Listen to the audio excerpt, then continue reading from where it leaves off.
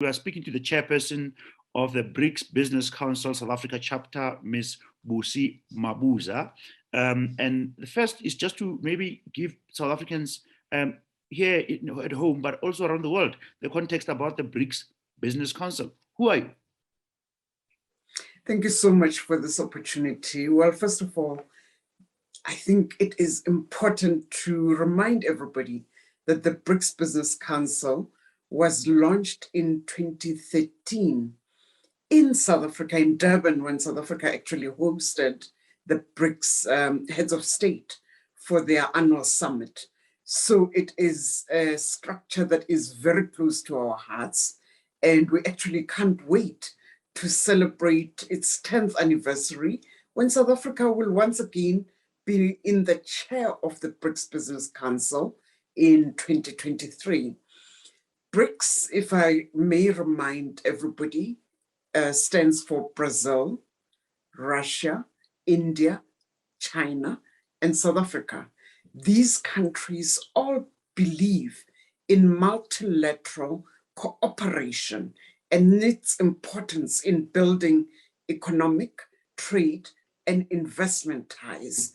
So it is absolutely fantastic for South Africa and for the African continent that we were able to join this very important global structure, not only because the BRICS nations represent around 40% of the world's population, not only because the BRICS nations are estimated to account for over 50% of global GDP by 2030. And that is around the corner. Well, COVID pandemic may have interrupted the trajectory, but then it probably will be achieved by 2040 or thereabouts. So this is a significant economic bloc. And we as South Africa are proud to be part of this bloc. And we believe that we should use it to the benefit of the continent. That's very insightful. And often people say, but there are all these amazing structures from BRICS to G20 to G7, World Economic Forum. But one might ask, what is the strategic value of the council and the forum specifically itself?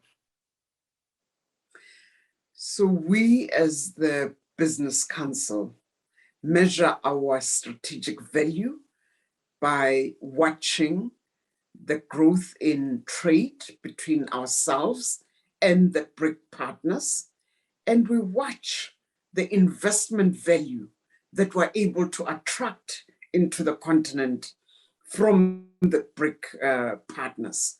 I can't, of course, exclude a very new institution, but which has become a significant institution in the world, which is the New Development Bank. This bank is just 6 years old, was capitalized equally by each of the 5 countries, and is now moving the needle in terms of investment, supporting investment, especially in infrastructure in those nations. Very exciting news. The New Development Bank has now announced that they are specifically working on a clean energy fund. Now, this talks directly to the world moving to a cleaner future, lower carbon emissions, and we as BRICS nations will have direct access to funding that supports those initiatives.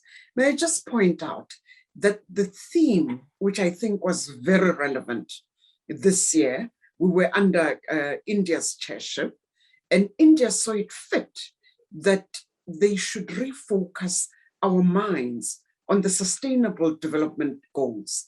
So India's theme for the BRICS Business Forum was strengthening business connect for sustainable growth and development. A very, very powerful theme. And it came through in the panel discussions. It came through in the activities that we engaged in throughout the year, leading up to these annual events that we normally have. Well, so you've just covered one important question which I wanted to touch on around the practical implications or the impact thereof of the work that you do. Let's talk about then, if I was an entrepreneur in South Africa and I wanted to discuss, or a business person or a young person who would like to talk about how we generate collaboration between the countries, the partners. How does that look? How does one go about it? Are there opportunities? The most important thing that I would advise everybody in business is to associate yourself with industry bodies. We are a structure that works hand in glove with the apex business bodies in South Africa. And these, you would know, are the Black Business Council and Busi. These are entities. Business Unity South Africa. Business Unity South Africa. And these are entities that have sectoral bodies affiliating to them. So the first step would be that I would refer you to those sectoral structures, because therein lies a wealth of information and guidance from people who have already been able to break the export barriers, who've already been able to trade with these BRIC countries. We, as the BRICS Business Council, trade throughout the year through 9 sector-facing working groups. For example, the Infrastructure Working Group, for example, Manufacturing Working Group, for example, Agribusiness Working Group, to name but 3 out of the 9. And these entities meet amongst the BRIC partners on a frequent basis, at a minimum quarterly, but it's often much more frequent than that, to discuss opportunities and barriers that they are seeing facing their particular sector. And then we are able to, as a collective, as Team South Africa, tackle the issues that we are seeing as a country and make sure that we reinforce the work that is being done through the working groups. May I just use the example of our agribusiness working group, which has done absolutely fantastic work over the short while. Now, if you look at the trade between ourselves and, well, I think the world under the pandemic, that went down. And despite that decline, agribusiness has been able to increase the penetration of some of its fresh produce into some of the BRIC countries. Russia, for example, now imports over 6.2 billion rands from South Africa. 68% of that value is actually fresh produce, mainly citrus, palm, and grapes. Now, this is an absolutely fantastic market, and we recognize that these numbers are still very low for an economy as developed and as of the size of Russia. Now, if we were able to replicate that into the even larger economies, India, over 1 billion people, fantastic size economy. China, over 1 billion people, a significant size economy with very high growth rates. This is the space that we watch and that we play in. The opportunities are endless, as you say, and one of the areas that we are keen to explore is around energy, understanding that we are partnering with some of the world's best in the form of the partners that you have in BRICS, China, Brazil, China, Russia, India. How is that going in terms of just the collaboration between the parties, even at an inside level? First of all, and those are very, very interesting questions, because these partners have been able to develop technologies in the energy sector that they are keen to see exported to countries such as ours, continents such as ours. Russia, it is no secret, has nuclear technology that they are keen to see other nations adopt. And we, of course, as South Africa, have an experience in nuclear energy, and therefore we engage from a position of knowledge, from a position of understanding, from a position of experience, which is very important for us. If you look at renewable energy technologies, China has, I think, exponentially improved the technologies that they have developed facing this particular area. They are very keen for their technologies to be adapted in the local environment. Of course, we are able then in engagement to encourage them to bring investment into this country, into the continent, and start producing more and more of those components locally, because that will enable the adoption of their technologies on the back of localization. So, and we have a continent that is absolutely blessed with some of the natural resources that are used for clean energy, such as the sun. We've improved since the renewable energy independent procurement program started in earnest in South Africa. We've improved, of course, the penetration of renewable energy technologies, but it's still very far from the optimal level, because we do have a very large utility in the form of Eskom. But with Eskom not being able to meet the demand that we see in the country, I expect that more and more of these technologies will start proliferating, not just in the residential spaces, but also in the business spaces. And if we're able to produce these technologies locally, I'm totally agnostic on whether they are produced in South Africa or across the borders in Rwanda, Zimbabwe, but if it's in the African continent, then it's to the benefit of the continent, because we are adding value locally, so to speak. And talking about that local value, we've now seen in recent times, particularly in July, the protests and unrests that led to some serious reputational and economic difficulties for the country. What did you say to the world and to investors about what has happened? And to an extent, we need to talk openly about this, but what has happened, and what have we done about it, and what does the future likely to look like in terms of predictability of an environment so that we can do business? These were very, very unfortunate events, Tsepo, very devastating for the country, because there was a loss of lives, totally unnecessary loss of lives.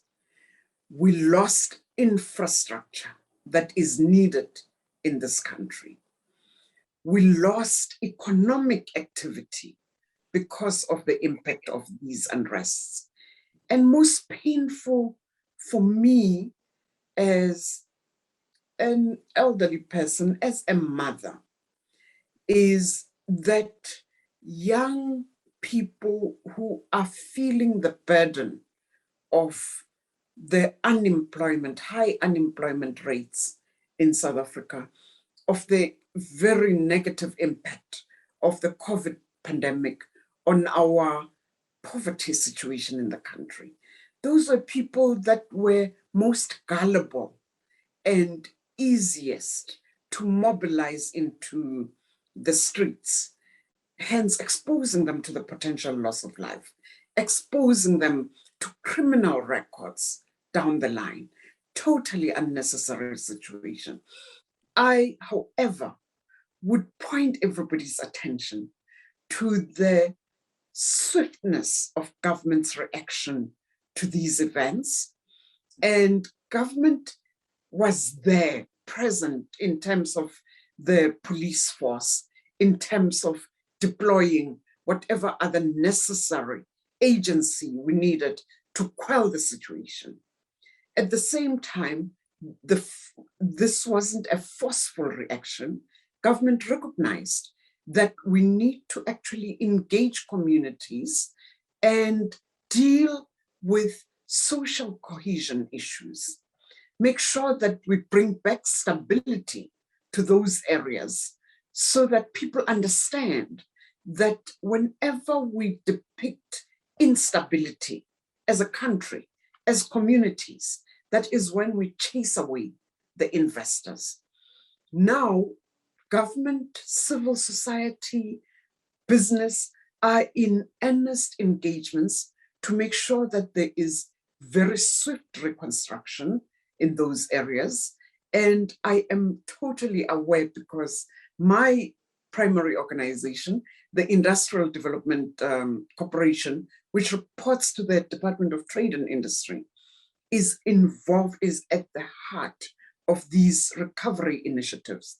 And what government and other stakeholders are saying to us is build better and build quick as we rebuild. The funding has been set aside by government. We know that our special insurance agency, SASTRA, has come to the party in terms of making sure that they process the claims as quickly as possible. And people are on the ground from development finance institutions, engaging with business and encouraging them to bring the business confidence back so that we can rebuild as quickly as possible and get the economy going once again. We need those jobs that were lost. But over and above that, we need many more jobs. Absolutely. And we've seen how the unemployment situation is impacting, again, our nation brand internationally. When you look at some of the titles, how are we doing with the economic recovery plan? Well, the economic recovery plan was, of course, on the back of the COVID pandemic. It is a well-known fact that we've since had another wave of another spike of COVID infection levels, which required harder lockdown levels. And when those harder lockdown levels happen, of course, it dampens the economic activity. The commitment has, however, remained. The resolve has been heightened. So I see a lot of businesses, I see government rolling up their sleeves and being available and ready to make sure that we reinvest in this economy. Infrastructure is a very important area for us to start reigniting the economic engines. And we know that work that is infrastructure facing is reporting directly to the presidency. I expect that we will see more and more work rolling out on the ground to start reviving our economy. I must just point out that business on its own has actually done their best in terms of advice and guidance to government, so that as we lock down, we make sure that the impact on the economy is not as excruciating as we saw last year.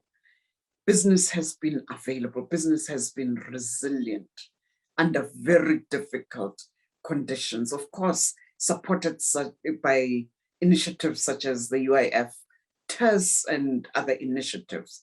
So everybody has been rallying together towards this reconstruction. We as individuals must do our bit, and in our little patches, the entrepreneurs, I think, we're seeing more people who, in some instances, lost jobs, pivoting towards entrepreneurial activities. That starts talking to new job opportunities that we may not have had in the past. Finally, may I just indicate that I expect that with some of the changes that we've seen in government, we will start seeing key structural changes in areas such as the digital front, the release of the spectrum, very important for this country to leapfrog into the fourth industrial revolution and to afford small, medium enterprises and large enterprises the platforms to enhance their digital connectivity and therefore enhance their opportunity for commerce that just doesn't require the physical feet through the store. Just between the members or the partners, I often say member states because I've spent some time working on the African Union, but just between the BRICS partners, how is the collaboration happening with regards to the vaccines, given the generally accepted and visible reality that some big superpowers are hoarding vaccines? Now, this is an area where we saw Prime Minister Modi and our own President Ramaphosa holding hands and being the global voice against vaccine nationalism. They called on the developed nations to release the vaccine doses that they were hoarding in anticipation of new and further spikes in their various nations. The result of that is that we have seen a number of doses released both to South Africa and to the African Union vaccine initiative. I think in total, 400 million or so doses are going to be released within a very short space of time to the African continent. Of course, not enough for the 1.3 billion size of our population. But the moment we start making a difference there, I think we'll start inspiring confidence in our various economies. I can't, of course, ignore the fact that our very own Aspen, which was born just along the coast of South Africa, and which now operates in various countries, including quite a number of the BRICS nations, most certainly India and Brazil, is now producing the Johnson & Johnson vaccine right here around us for not just South Africa, but for the continent. So I expect that we may not be able to move the needle by the end of this year, which would have been ideal because we all want to see the traffic starting to come, the flights, we want to see them up in the skies, landing in our various airports across the continent. However, we expect that the needle will start moving by the end of this calendar year. And I am actually waiting with bated breath to see where we will be by 2022 in terms of I am certainly looking forward to my second jab sometime in September. Really what you are sharing is very insightful. The pity, though, is that we still have vaccine apathy, and that's a deep debate perhaps for another day. You've worked with a number of partners in this process, and I'm talking about civil society, about government, about business, different people. What would you like to say to the stakeholders who have enabled and supported the BRICS Business Forum 2021? And without these partners, we wouldn't even have half the level of effectiveness that I believe we're able to demonstrate year in and year out. Starting with the Apex business bodies, which I've already mentioned, always available to us, always happy to bring in the best experts on the areas that we need to explore in engagement with the various BRIC partners. Of course, our line department, which is the Department of Trade, Industry and Competition, is always available, not just to assist us with input on research and how we are performing as a country on trade with our various BRIC partners, but also on how much investment we've been able to attract. But they very visibly also support our preparations for engagement as the BRICS Business Council. This year, we were very, very excited to have been able to get the support. And this was not the first time that Investors A has come on board, but this time around, Investors SA had all of the provincial trade and investment agencies coming together and making sure that entrepreneurs from the various provinces were available and willing to go and exhibit at the BRICS Trade Fair, which was virtual this year. Brand SA is, of course, a pillar of strength for us year in and year out. And we wouldn't be where we are without Brand SA. And they enable us to make sure that our message to the world is, of course, in line with the message that government wants to get out there to the BRIC nations. There are various other partners. I won't be able to exhaust all of them, save to say that we really, really appreciate your support. And we're very excited that we hope that you will come on board as early as possible in 2022, as we prepare for the BRICS Business Council to celebrate its 10th anniversary in 2023 under the chairship of South Africa. Chairperson of the BRICS Business Council, South Africa chapter, and the chairperson of the Industrial Development Corporation, IDC, Ms. Busi Mabuza. This was a very enlightening conversation. South Africa needs leaders of your commitment, caliber, and availability. The fact that you gave us this opportunity to engage is really appreciated, but it also demonstrates that there is authentic leadership in yourself to assist this country and to assist the partners within BRICS. We thank you so much. Thank you so much, Tsepo. Siyabonga. All the best.